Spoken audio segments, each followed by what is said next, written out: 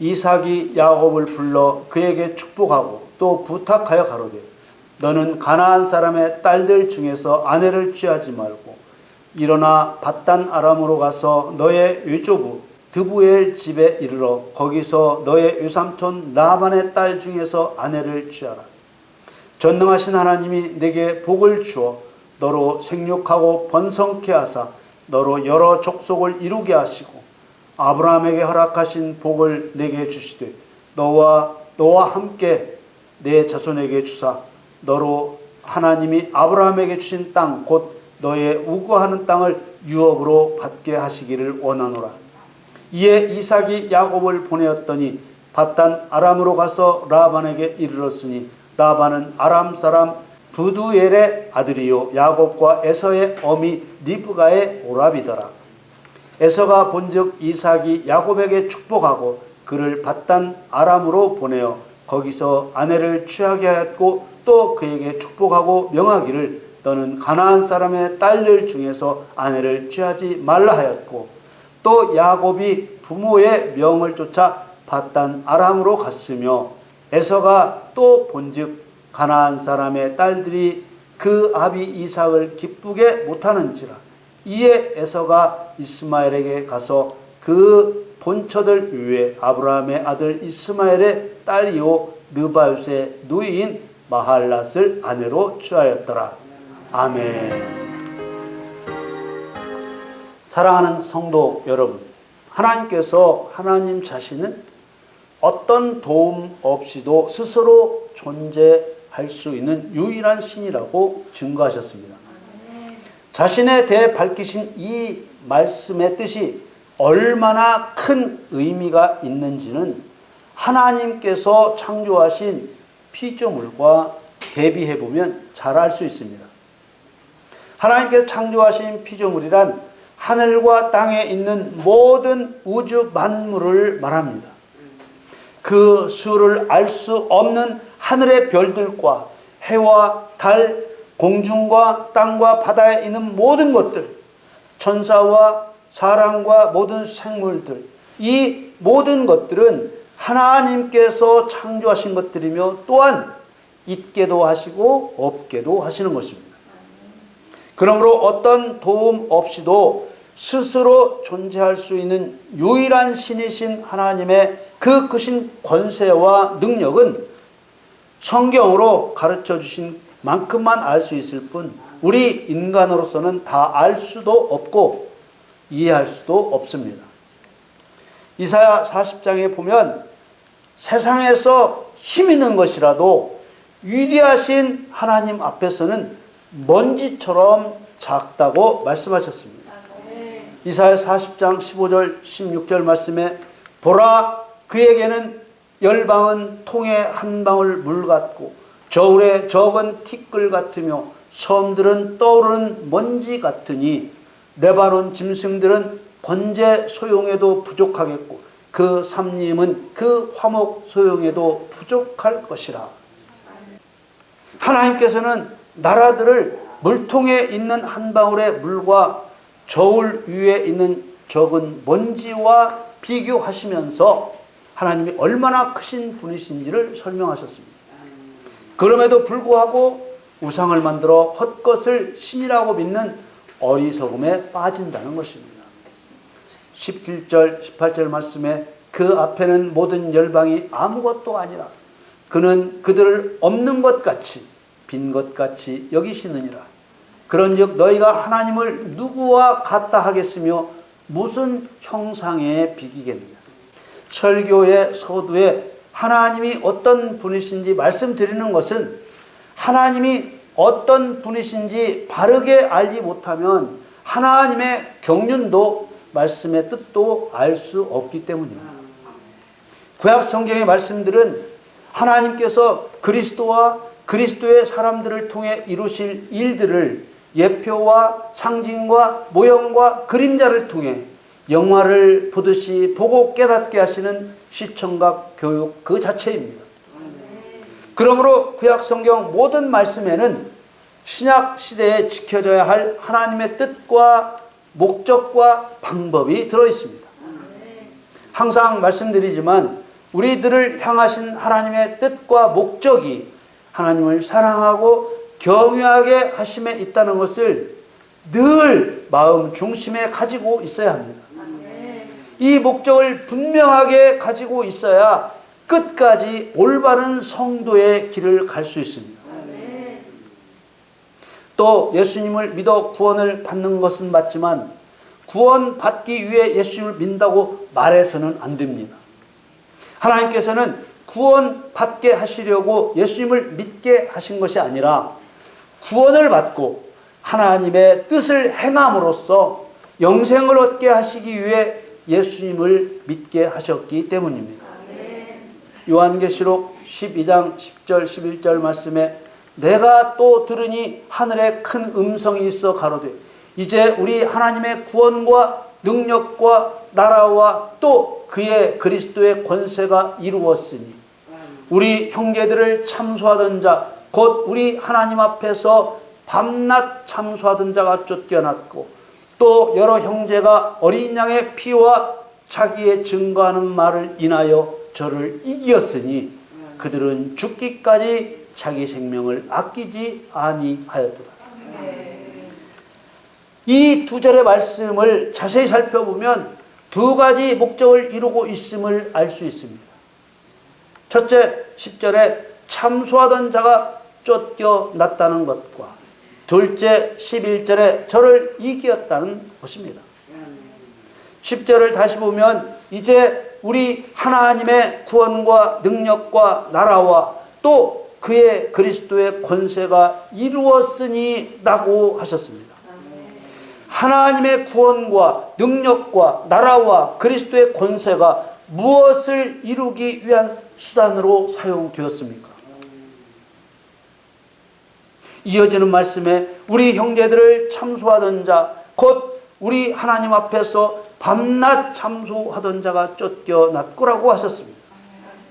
참소하던 자란 하나님 앞에서 성도를 비난하며 고소하는 마귀를 말하는 것인데 하나님의 구원과 능력과 나라와 그리스도의 권세가 성도를 하나님 앞에 고소하는 사단을 쫓아내는 일을 이룬 것입니다. 우리는 지금 이 말씀을 통해 그 크신 하나님의 권능이 무엇을 이루는 일에 사용되었는지를 보고 있습니다.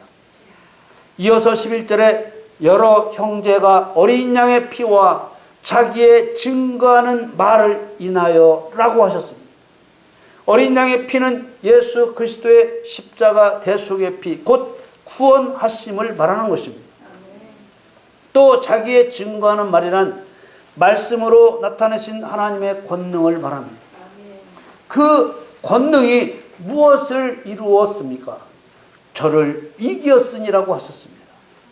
하나님 앞에서 성도를 비난하며 고소하는 마귀를 이긴 것입니다. 우리가 놓치면 안 되는 것이 그리스도를 통한 죄인의 구원도 마귀를 이기기 위한 수단이 된다는 것입니다. 그런데 그것을 목적으로 말하면 안 되는 것이죠. 구원이 믿음의 목적이라고 말하는 사람들, 믿고 천국만 가면 된다는 사람들, 구원이 하나님의 목적이라고 말하는 사람들은 이 요한계시록의 말씀을 두 눈을 부릅뜨고 보고 또 보아야 할 것입니다. 수단을 목적으로 삼게하면 어떻게 되겠습니까? 성도를 죽이게 되는 것입니다. 그래서 성경을 대할 때 성도를 참소하는 마귀를 쫓아내는 것과 마귀를 이기는 것에 초점을 맞춰야만 올바른 목적으로 올바른 신앙생활을 할 수 있습니다. 목적이 올바르지 않고 그 목적을 이루는 수단과 방법이 올바르지 않으면 그 신앙은 결코 바로 세워져 갈 수가 없습니다. 가다 넘어지고 마음이 늘 방황하기 때문에 기쁨도 없고 평안도 없고 기도의 능력도 없고 마치 물 위에 떠다니는 나뭇잎처럼 물결이 출렁이는 대로 떠다니다가 결국은 물에 가라앉아 썩고 마는 것입니다. 오늘 에서와 야곱의 이야기를 하기 전에 이런 말씀을 드리는 것은 독생자 예수 그리스도를 예표하는 이삭에게서 태어났을지라도 각각 전혀 다른 길을 갈 수 있다는 것을 미리 설명하기 위한 것입니다. 에서와 야곱의 이야기는 예수 그리스도를 통해 거듭나듯이 예수 그리스도의 예표인 이삭을 통해 태어난 아들일지라도 하나는 멸망의 길, 하나는 생명의 길을 가게 된다는 것을 미리 보여주시는 것입니다. 에서와 야곱의 이야기에서 성도들이 갖는 최대의 궁금증은 하나님께서는 왜 아직 태어나지도 않은 태중에 있는 에서는 미워하시고 야곱은 사랑하셨지라는 것입니다. 로마서 9장에 보면 에서와 야곱의 이야기를 설명하고 있습니다.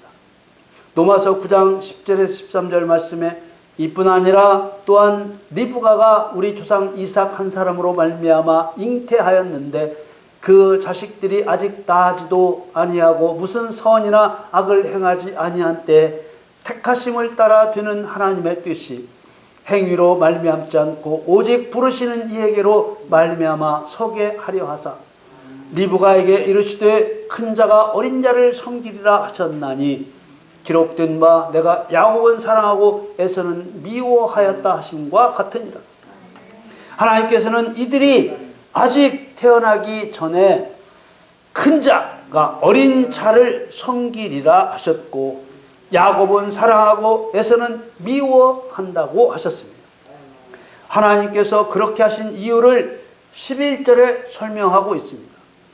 택하심을 따라 되는 하나님의 뜻이 행위로 말미암지 않고 오직 부르시는 이에게로 말미암아 서게 하려 하사 이게 하나님의 이유입니다. 하나님의 택하심은 아무것도 보지 않으시고 택하시는 것이 아니라 아직 살지 않은 그 사람의 일생을 한 번에 아시고 택하시는 것입니다. 그래서 하나님의 선택은 불의하지 않고 항상 의롭습니다. 만일 하나님께서 사람의 행위를 보시고서야 그 사람을 선택하신다면 하나님이 일반 사람과 다를 바 없을 것입니다. 그렇게 되면 창세 전에 세우신 하나님의 뜻을 하나님의 목적과 하나님이 정하신 수단과 방법대로 이루실 수 없게 되는 것입니다. 그래서 우리는 하나님을 우주보다 크게 보는 습관을 가져야 합니다. 에서도 리브가를 통해 난 이삭의 아들이고 야곱도 리브가를 통해 난 이삭의 아들입니다. 하나님께서 그리스도를 통해 거듭나게 하신 성도 중에는 에서의 길을 걸으며 살 자도 있고 야곱의 길을 걸으며 살 자도 있게 된다는 말씀입니다. 그렇다면 에서가 태중에 있을 때 에서의 무엇을 보셨을까요? 창세기 26장 34절 35절에 에서가 40세 헷 족속 부에리의 딸 유딧과 헷 족속 엘론의 딸 바스맛을 아내로 취하였더니 그들이 이삭과 리브가의 마음에 근심이 되었더라. 성경에서 아내의 기본적인 의미는 돕는 배필 곧 성도입니다. 성경에서 남편과 아내는 그리스도와 교회에 연합된 관계로 설명됩니다. 그리스도와 교회인 성도는 연합하여 더러운 마귀를 쫓아내고 마귀와의 싸움에서 이김으로써 죽어있는 영혼도 살려내고 하나님만이 유일한 신이시라는 것을 증명하여 하나님의 명성과 영광을 드러내는 일을 해야 합니다. 그런데 에서는 헷 족속의 딸들을 아내로 취한 것입니다. 헷 족속은 가나안 7 족속 중 한 족속입니다. 할아버지 노아로부터 저주를 받은 함의 아들 가나안의 아들 중 하나인 헷으로부터 퍼진 족속인 것입니다. 35절에 에서와 헷 족속의 딸들인 그의 아내가 이삭과 리브가의 마음에 근심이 되었다고 했습니다. 근심이라고 번역된 원어의 뜻은 마음에 쓰라린 비통함을 말합니다. 헷 족속의 딸들을 아내로 삼은 것 때문에 에서의 부모인 이삭과 리브가가 비통해 했다는 것은 헷 족속의 딸을 아내로 취해서는 안 된다는 뜻입니다. 가나안 7 족속은 성도들에 의해 진멸되어야 할 사단의 세력이기 때문입니다. 에서의 행동은 하나님의 자녀이면서도 세상과 구별되지도 않고 사단과 싸우지도 않을 성도라는 것을 보여주는 것입니다. 헷 족속의 여인을 아내로 맞이한 에서의 일에 대해 리브가는 이삭에게 아들 에서가 헷 족속의 딸을 아내로 취하는 것이 죽을 만큼 싫다고 했습니다. 창세기 27장 46절에 리브가가 이삭에게 이르되 내가 헷사람의 딸들을 인하여 나의 생명을 싫어하거늘 야곱이 만일 이 땅의 딸들 곧 그들과 같은 헷사람의 딸들 중에서 아내를 취하면 나의 생명이 내게 무슨 재미가 있으리까. 성도의 모형인 리브가의 생명은 그리스도로부터 받은 생명입니다.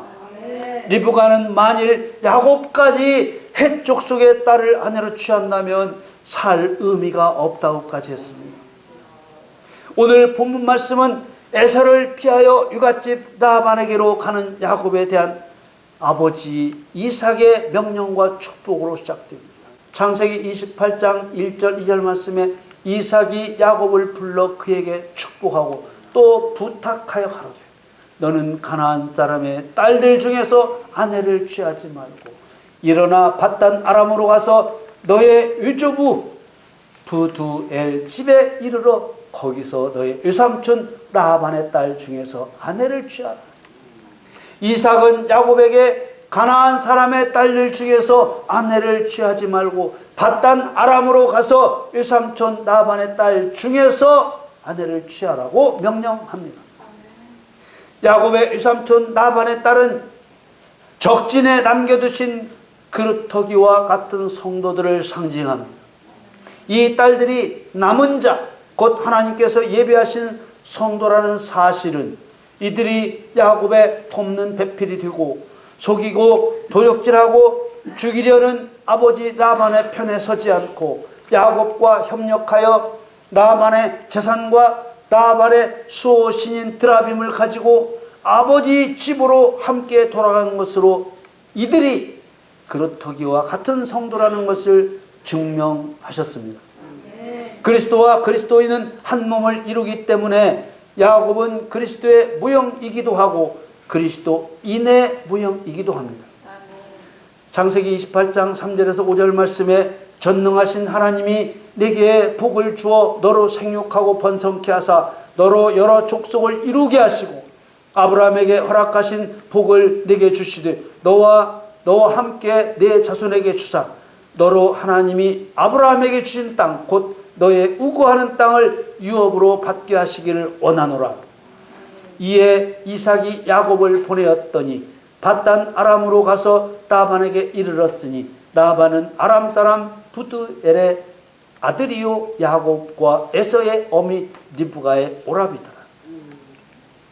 번성하여 여러 족속을 이루라는 아버지의 축복대로 야곱은 12지파를 이룹니다. 이어지는 말씀은 에서가 본즉 이렇게 시작됩니다. 아버지 이삭이 야곱을 축복하시며 밧단 아람으로 보내시는 광경을 보았다는 뜻입니다.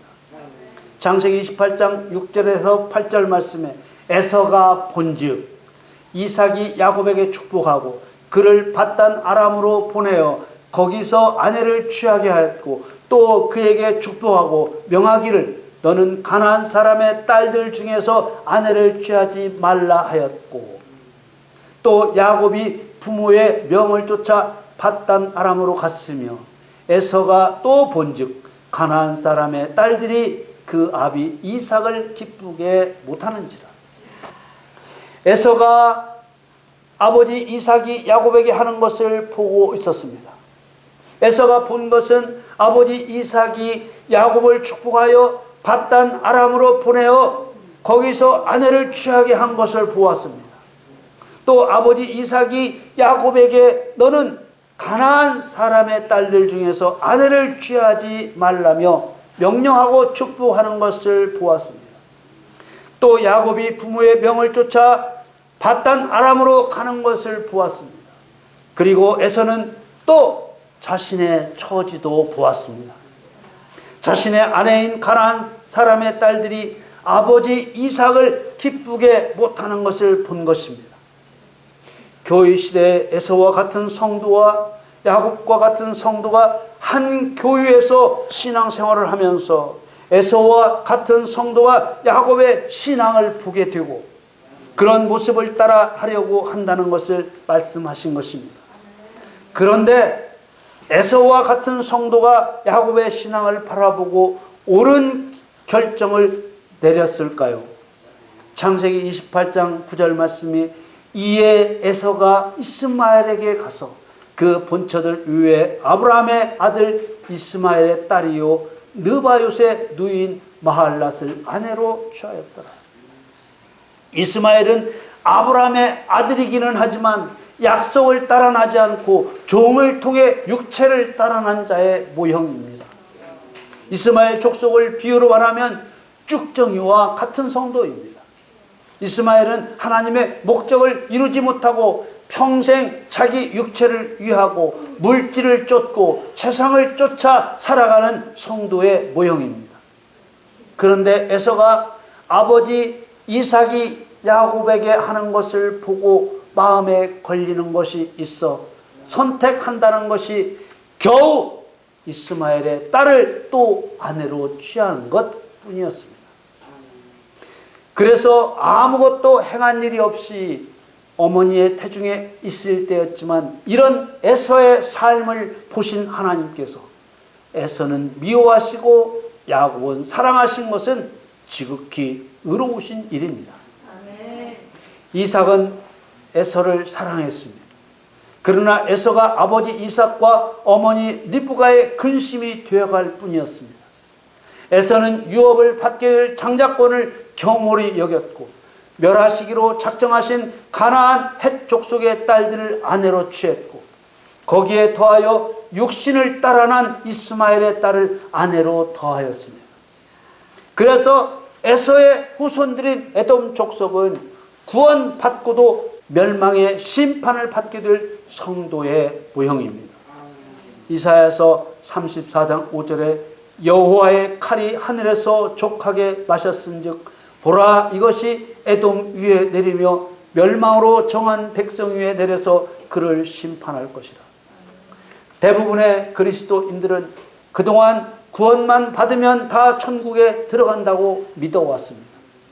하나님께서는 쌍둥이로 태어난 에서와 야곱의 이야기를 통해 야곱처럼 적진의 보냄을 받고 적진에 예비해 두신 하나님의 백성을 구원하여 아버지 집으로 다시 돌아오는 성도가 영원한 생명을 얻어 천국에 들어갈 성도라고 증거하신 것입니다. 에서는 아버지의 뜻대로 행하지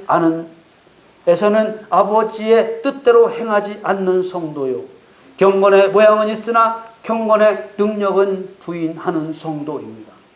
디모데후서 3장 5절에 경건의 모양은 있으나 경건의 능력은 부인하는 자니 이 같은 자들에게서 네가 돌아서라. 사랑하는 성도 여러분, 육신의 일을 쫓는 성도는 육신의 자녀를 낳고 영의 일을 쫓는 성도는 약속의 자녀를 낳습니다. 우리는 이기는 자에게 주시는 하나님의 약속을 믿어야 합니다. 에서는 겉으로 보기에 야곱보다 화려하고 힘이 있었지만 사실은 팥죽 한 그릇에 장자권을 팔 수밖에 없었던 곤고한 자였습니다. 구원받은 우리가 우리의 신앙을 바로 세우고 바른 신앙을 지켜나갈 수 있는 첫걸음은 구원받은 성도도 하나님의 뜻대로 하지 않으면 에돔의 족속처럼 멸망의 심판을 받는다는 것을 인정하는 것입니다. 여러분 모두 에서처럼 세상의 화려함과 세상의 힘을 쫓지 않고 야곱과 같이 하나님의 언약을 믿고 따르며 세상이라는 적진에 뛰어들어 끝까지 싸워 승리하는 성도가 되시기를 우리 주 예수님의 이름으로 간절히 축원합니다.